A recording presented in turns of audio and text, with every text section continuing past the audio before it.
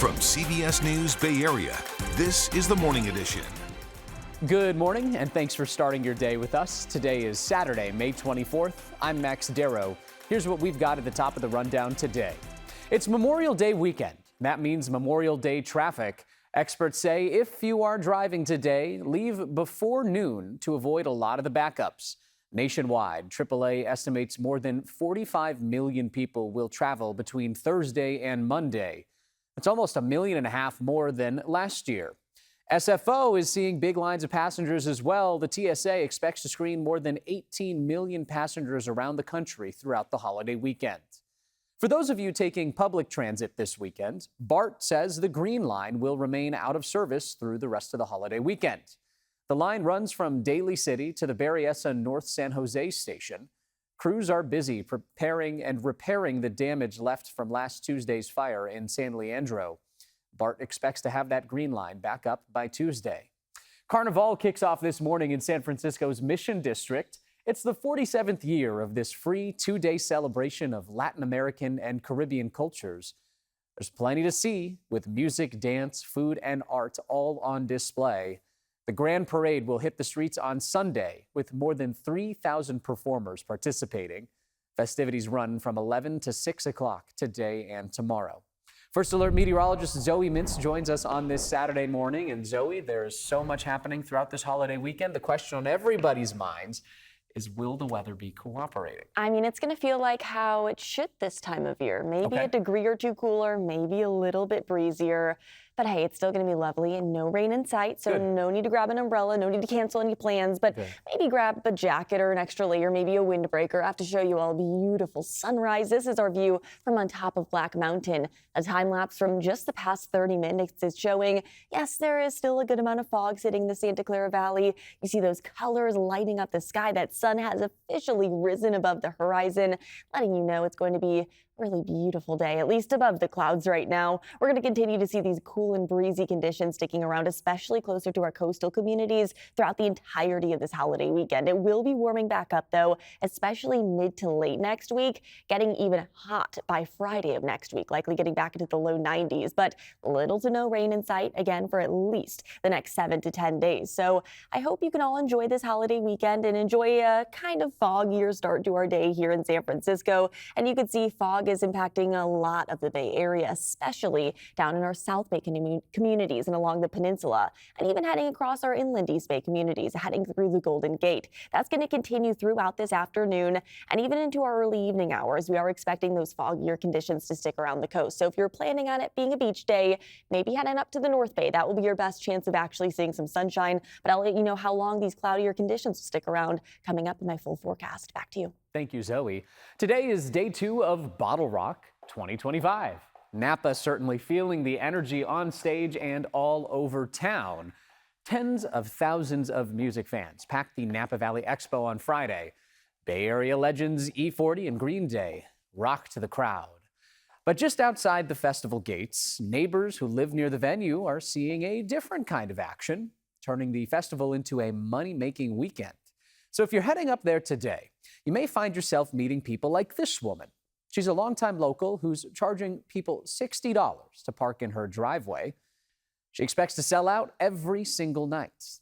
Others are cashing in too, charging up to $100 for parking. They're selling snacks, and some people are even renting out their cottages for about $500 a night.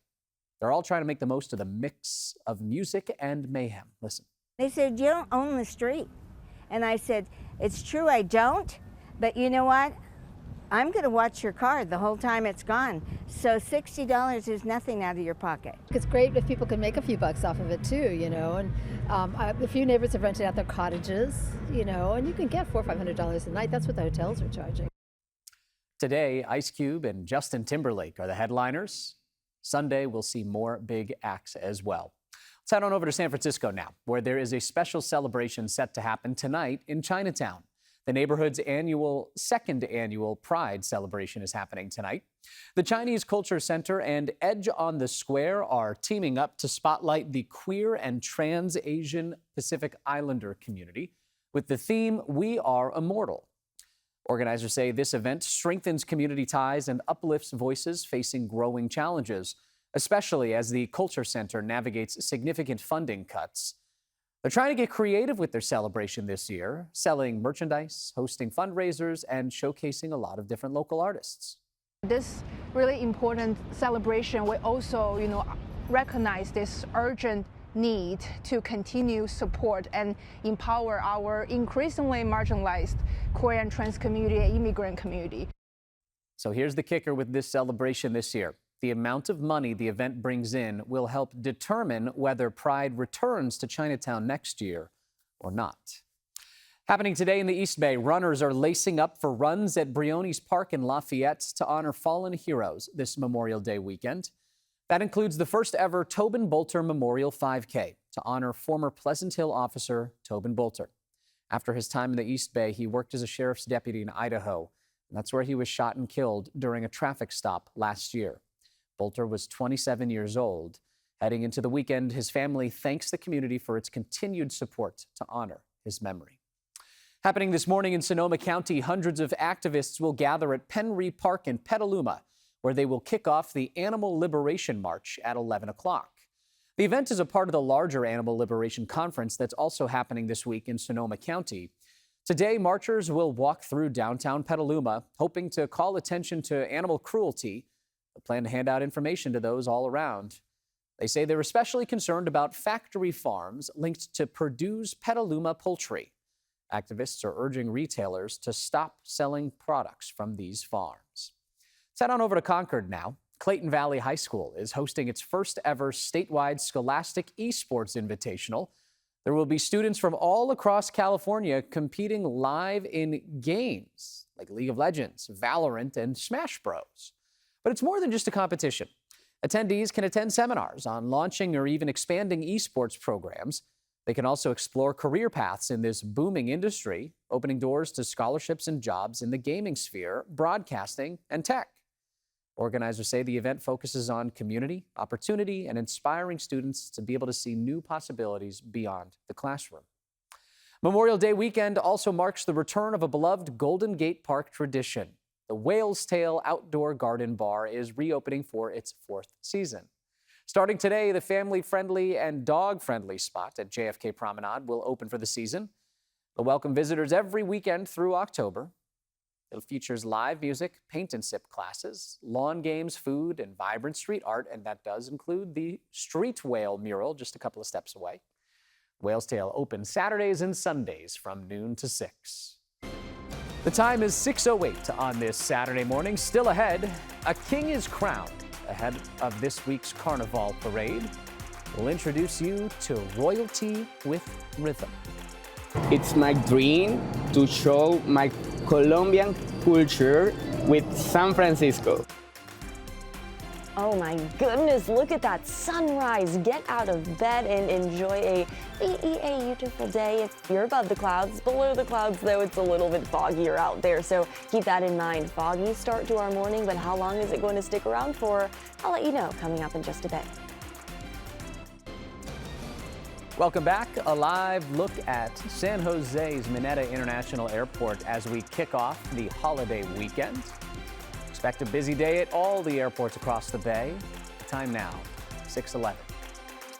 It is Carnival weekend in San Francisco.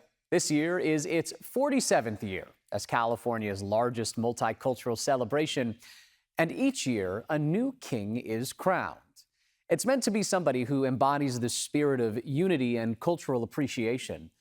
As our Lorene Ayub shows us, this year's king has the moves that can inspire generations. There is a new king in town, and he's got royal rhythm to prove it. San Francisco's newly crowned king of Carnaval, Germán Tique, made his passionate debut at the Cal Academy of Sciences. The Colombian native says he's honored to represent both the Bay and his motherland. I started dancing when I was very young. I'm from Colombia, Neiva, Huila, the capital bambuquera de America. SF Carnaval is celebrating its 47th year, but for Germán, who's newly arrived in the U.S., this is just the beginning. It was difficult to immigrate here, but I'm so grateful. sharing his roots with a long-standing Bay Area and global tradition.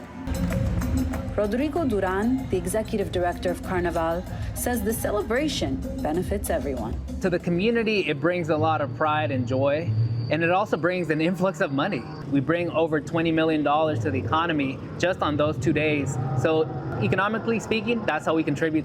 But culturally, we push the envelope and we bring this culture that's always reimagining itself and creating this new identity of what it is to be Latino, what it is to be American, and what it is to be a citizen of this world. And with every step, the new king is spreading joy across the city. It's my dream to show my Colombian culture with San Francisco. Connecting with the Bay Area's diverse communities, one dance at a time. And we will be bringing you live coverage of the Carnival Parade. That begins tomorrow, 10 o'clock in the morning on our sister station, Pix Plus, and streaming on CBS News Bay Area.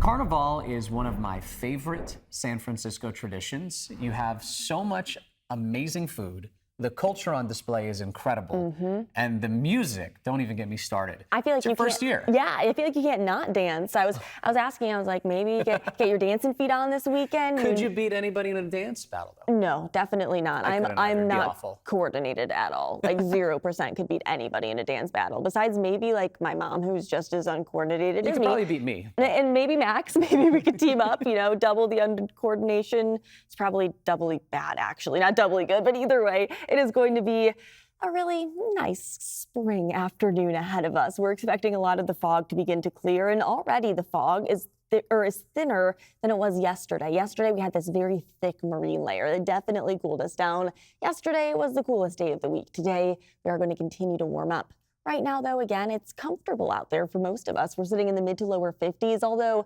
North Bay communities, mid 40s, and it looks like a couple stations are not reporting temperatures right now, but that is okay. We will get those back in just a bit. But either way, we're going to continue to see those temperatures warming up all across the Bay Area to a degree or two above what we felt yesterday, other than along our coastal communities that are still going to be dealing with more of that marine layer, more of that fog. In fact, just look at the areas in green along the coast, especially down near the peninsula.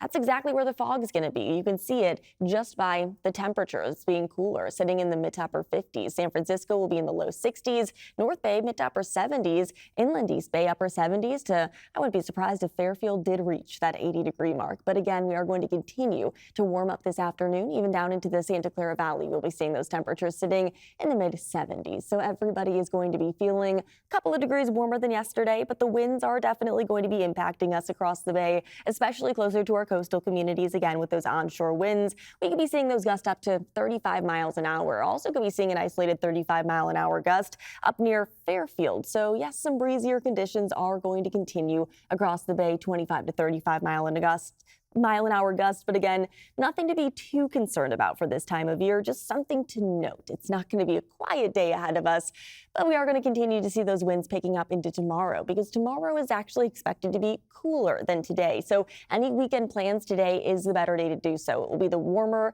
and the slightly less windy day, as we're going to continue to see the cloud coverage clearing from most of the Bay Area, besides, again, the peninsula, South Bay communities, Half Moon Bay, Pacifica. You're likely going to be socked in by fog basically all day long, while the North Bay, if you want to head on over to the beach, that will be your best chance to enjoy some of that sunshine.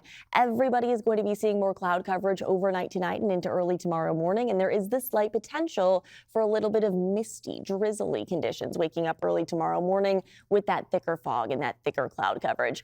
Luckily, though, we are going to continue to see quieter conditions Monday afternoon and evening, and then those temperatures will begin to warm up by mid to late next week. Although if you're heading out this weekend to Bottlerock, again, today is the warmer day versus tomorrow, but it's still going to be lovely across Napa and the North Bay communities here in San Francisco tomorrow. For Carnival, it might be a little bit cooler to kick off the day, upper 50s, but still not a bad or no reason to not head out. Just grab a jacket, especially earlier in the morning. Inland area is going to be seeing those 70s sticking around until mid next week when 80s return, and then look at Friday, 90s. So long range forecasts are showing you a big heat up on the way, but overall seasonable and very mild conditions sticking around for at least the next 6. Back to you. Happening this weekend, Northern California hosts its biggest ever wushu martial arts competition. bringing together thousands of athletes from all over the world. The 17th Golden State International Wushu Championship and the National Kung Fu Team Trials kick off today at the Santa Clara Convention Center. Nearly 2,000 competitors from more than 100 different teams will face off across youth and adult divisions. That includes the prestigious International Wushu All-Around Championship. This year's event also introduces the inaugural Wushu Elite Scholarship Program, which supports young athletes in both sports and academics. 6:23 on this Saturday morning. Coming up, the NTSB looks for more clues into what caused a small plane to crash into a neighborhood in San Diego, killing 6 people on board. We'll have the latest on the investigation and more about one of the victims we're learning is a prominent music executive. And a federal judge blocks President Trump's attempt to ban the enrollment of foreign students at Harvard University. The latest developments in the president's clash with the Ivy League institution. It's that official May gray that's arrived to not only San Francisco, but a lot of the Bay Area. It's very foggy underneath the clouds, but on top of them, like on top of Black Mountain, like I showed you earlier, it's a beautiful sunrise to kick off the day. However, I'll let you know how long these, oh, there we go, there's that Black Mountain shot. It's beautiful on top of it, but I'll let you know how long these foggy conditions will stick around coming up in just a bit. From CBS News Bay Area, this is the Morning Edition. Welcome back. It is 6:28 on this Saturday morning. Thanks for joining us. I'm Max Darrow. This is meteorologist Zoe Mintz, and we've got a lot of weather to talk about because it is the holiday weekend. A lot of people out and about. Events all over the place, from Bottlerock in the North Bay to Memorial Day weekend events throughout and travel. My goodness, let's start there, Zoe. Should people be worried about weather impacting their travel today if they're hitting the roads or the sky?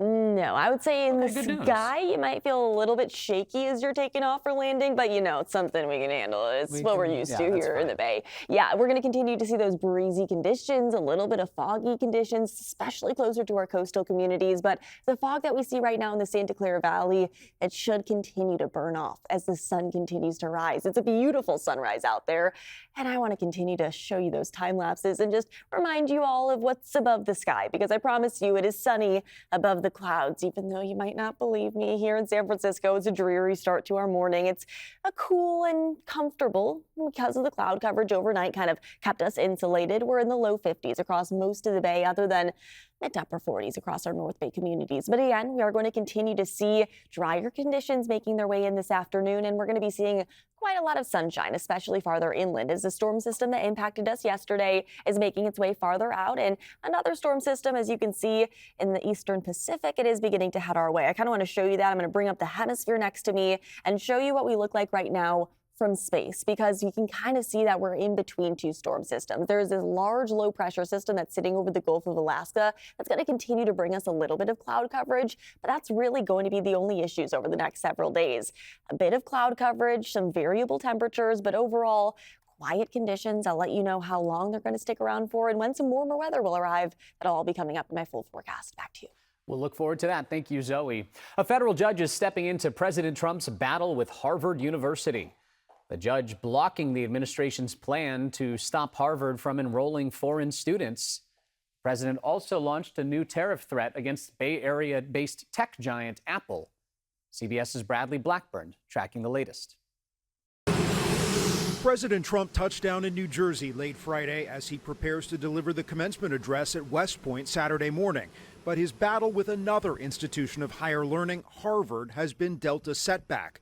America's oldest university sued the government over a plan to bar it from enrolling foreign students, saying it would have a, quote, immediate and devastating effect for Harvard and more than 7,000 visa holders. They also claim the order violates the First Amendment. I think somebody has to stand up against the bully and raise a flag, and it should not be a white flag of surrender, and Harvard is not. The administration accuses the university of allowing, quote, anti-American, pro-terrorist agitators to assault Jewish students, creating an unsafe campus environment. This country is paying billions and billions of dollars and then gives student loans and they have to pay back the loans. So Harvard's going to have to change its ways. On Friday, the president also put Apple in the crosshairs, using an early morning social media post to say if the company doesn't start making iPhones in the U.S., he'll impose a 25% tariff. It could dramatically raise the cost of iPhones like the one that went off on the president's desk. It's a phone call. Do you mind? Hello? In the Oval Office, the president said other tech companies could face tariffs too. It would be more. It would be also Samsung and anybody that makes that product. Otherwise, it wouldn't be fair. Apple had already promised to invest $500 billion in new U.S. plants and workers over the next 4 years. A fiery plane crash in San Diego has shaken a neighborhood where military families live. The crash killed all 6 people on board this private jet. Investigators say the pilot tried to land in thick fog despite knowing the runway lights and weather alert system at the airport were not working. The jet clipped a power line and crashed into a home, setting off a chain of fires. Nobody on the ground was seriously hurt, but more than 100 people did have to evacuate as a result of the fires. The NTSB now looking at factors like pilot fatigue, weather, and flight records to figure out what went wrong. One of the 6 victims in San Diego was music executive Dave Shapiro.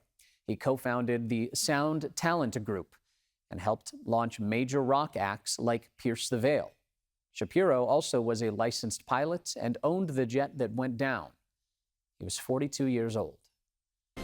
Coming up after the break, somber observances set to take place during this Memorial Day weekend. Coming up after the break, we'll have a live conversation with a man who oversees the national cemeteries here in the Bay Area. Stay with us.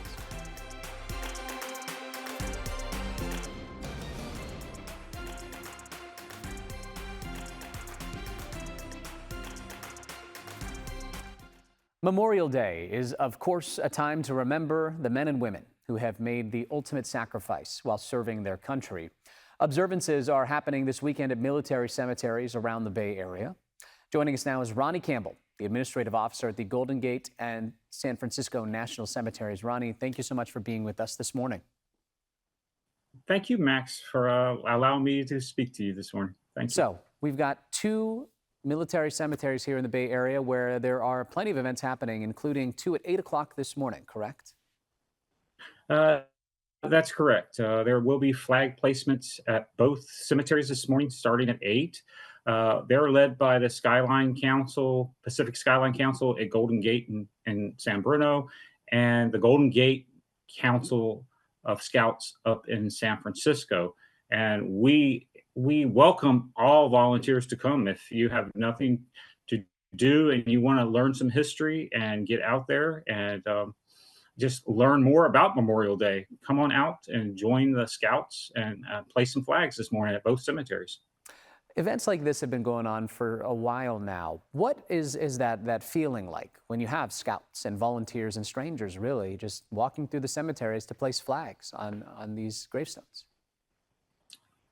Well, at both our cemeteries, we always try to get the community involved, and that is a good way to keep the history of the national cemeteries and the military also within the community. And it's a way that we can educate everybody in the area of what our job and what the sacrifice of these soldiers who gave all they had to the service of the United States. So we try to involve the community, not just military, but the community itself.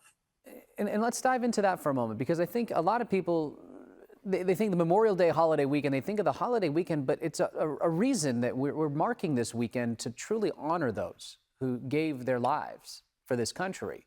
When you are talking about learning something throughout the course of the weekend, throughout the course of placing these flags on gravestones, what would you want someone to know about the action they're doing? Yeah, when you go through and place a flag, or if you come to one of our ceremonies Monday, take time, walk through the cemetery, look at the names on the stones, look at the war periods. That is history itself. And the sacrifices, if you look at all those stones in there, and we're just 2 of many national cemeteries, think of all the soldiers, all the military personnel who gave their all to give us what we have here today, to what we're living in, our freedoms. Absolutely. Finally, this morning, the Bay Area has a rich military history and tradition, correct? That's correct. We've had a lot of bases around here, and the Presidio is was a Spanish fort back in the day, and it became one of the West's army post, outpost. And then it sprung, as time evolved, it got bigger and bigger and bigger, Absolutely. Ronnie Campbell, Administrative Officer at the Golden Gate and San Francisco National Cemeteries. Thank you for what you do, and thank you for joining us this morning. We appreciate it. Oh, thank you, Max, and appreciate it. And like I said, I invite everybody to come out to all our ceremonies Monday. And today, if you can, come out, set some flags. And if you can, come out to our ceremonies at both cemeteries Monday, and that starts at 10:30. Perfect. Look forward to seeing you there. Thank you again, Ronnie. This weekend also marks a homecoming for a fallen pilot from Livermore. The remains of Lieutenant Thomas Kelly are now back home, more than 80 years after he was shot down in the Pacific. He was 21 years old when he was reported missing in action. He's been presumed dead since World War II. We never felt the pain until the actual plane was found. We shed our first tears. The day we got the call on Good Friday of 2018, when we found out the plane was found, we all cried. Kelly's remains arrived at Mineta San Jose Airport on Friday and received a military escort. They were found thanks to the efforts of his family, the nonprofit group Project Recover, and the U.S. military. The public has an opportunity to pay their respects on Sunday. Following a military service, Lieutenant Kelly will lie in repose in Livermore at the Monte Vista Gardens and Mortuary from 1 to 5 in the afternoon. We'll have more on Lieutenant Kelly's remarkable homecoming tomorrow on KPIX News at 6 o'clock. Coming up after the break, when the waves retreat along the California coast, there is a whole new world waiting to be discovered. We're tagging along with some of the volunteers exploring life in our tide pools. Plus, an East Bay artist is helping Bay Area cities and communities paint a different image of their communities, one brushstroke at a time. Well, murals contribute a lot. I mean, murals are art and art is culture.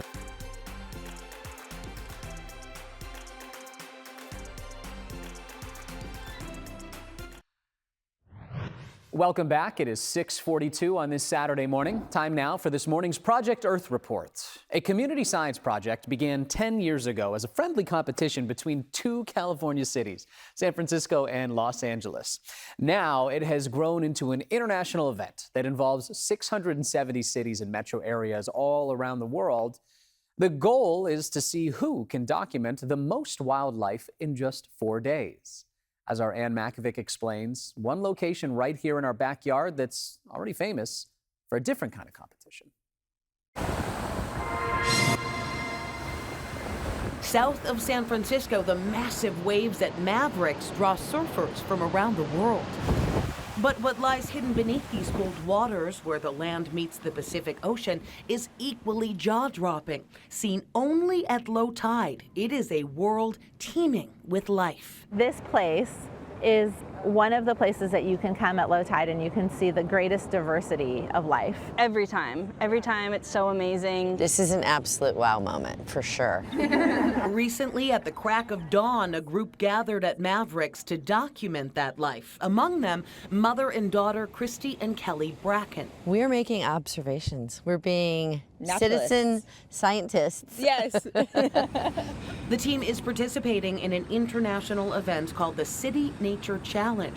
Once a year for the past 10 years, people from around the world photograph all the wildlife they can find in their communities. People have made over 7 million observations of nature, and this gives us like a ongoing annual census of where species are across the globe. Rebecca Johnson at the California Academy of Sciences is a co-founder of the challenge. She calls Mavericks magical. If you really focus on a tiny place, you can see this like huge diversity of things.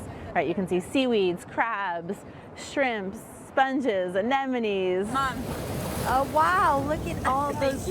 What are they? 650 different species live in the tide pools alone. We're looking at a pair of ochre sea stars. Hi, Di.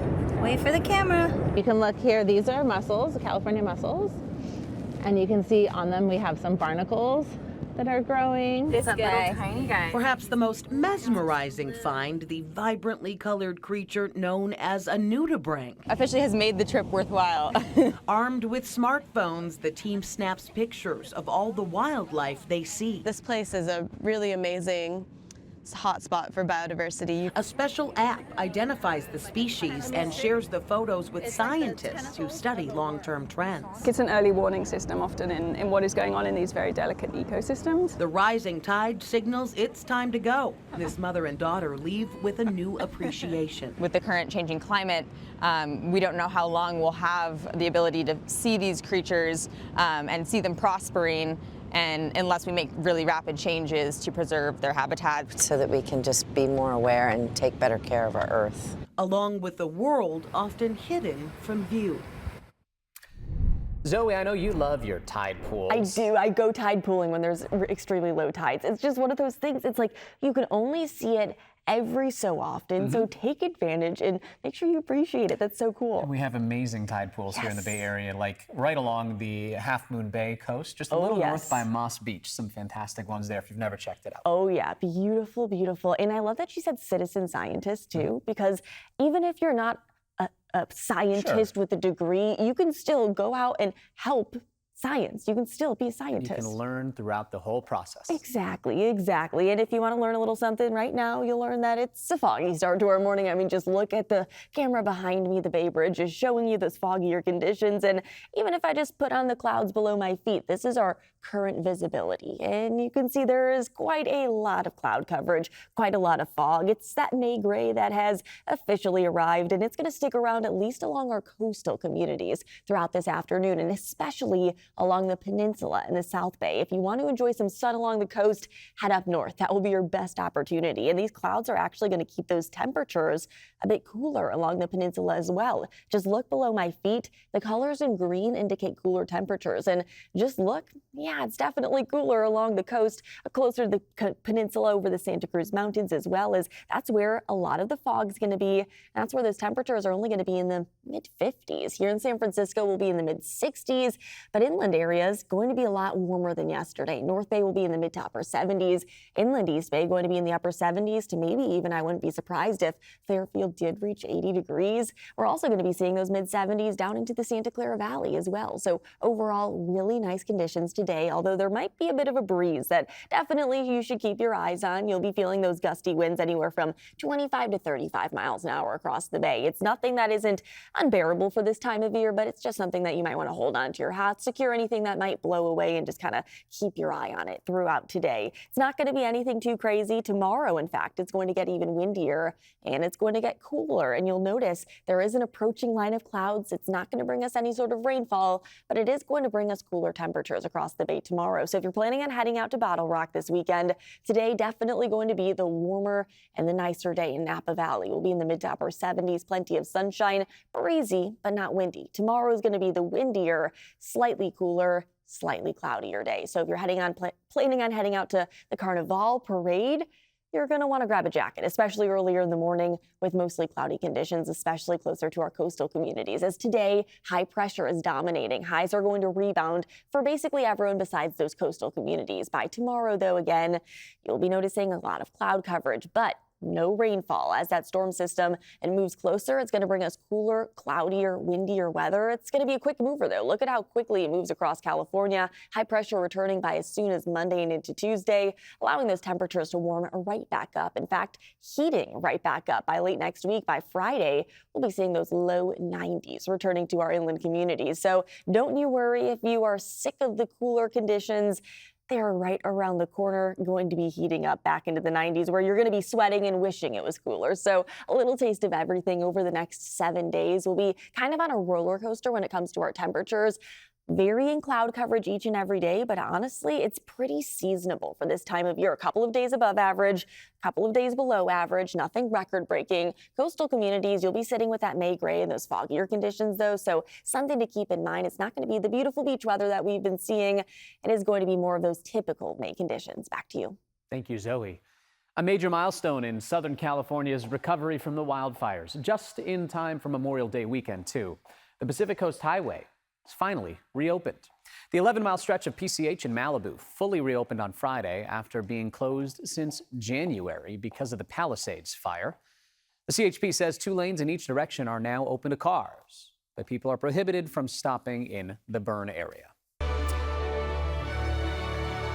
Let's head on over to Oakland's Chinatown now, where city leaders are hoping to literally paint a different image of their community, all with the help of a muralist who uses color, history, and culture to tell the stories of the communities and who commission him. As our Ryan Yamamoto shows us, today you can find his work all across the Bay Area. And all you have to do is look up.